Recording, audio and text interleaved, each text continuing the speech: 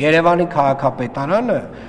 այսօր շինթույլտվությունները նամանավանդ խոշոր համալիր կոմպլեքսների տալիս է մի ձևով, դա ճարտարապետական խորհրդի հաստատմամբ 5 ճարտարապետներ են, իրենց ոլորտի մասնագետներ, ամեն 6 ամիսը մեկ ճարտարապետներից մեկը փոխարինվում է մեկ այլ ճարտարապետով, որ դեպքում ճարտարապետական խորհուրդը խոշոր համալիրների մասին եմ խոսում 4-րդ ռիսկայնության, այսինքն բազմաբնակարան շենքեր եւ համալիրներ, ճարտարապետական խորհուրդը որ դեպքում իր մասնագիտական ուսումնասիրության արդյունքում տալիս է դրական եզրակացություն, դա նշանակում է դրական եզրակացություն, որ դեպքում չի տալիս, դա նշանակում է բացասական եզրակացություն եւ մենք դա չենք տալիս։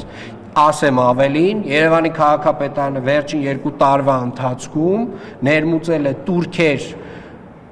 ճարտարապետահատակագծային առաջադրանքների համար, որովհետև նախկինում ուղղակի տենց նախ կոռուպցիոն շատ մեծ ռիսկեր էր պարունակում, այդ ուղղակի այսպես ասած այդ թույլտվությունները տալը ճարտարապետական հատակագծային իրավունքի տրամադրման համար եւ նաեւ շինթույլտվության համար, երկուսի համար էլ նախորդ տարի միայն 24 միլիարդ դրամ գումար ենք հավաքել Երևանի քաղաքապետարանը։ Դրանից առաջ 21 թվականին, 20 թվականին, 22 թվականին այդ տողով հավաքվում էր 0 դրամ։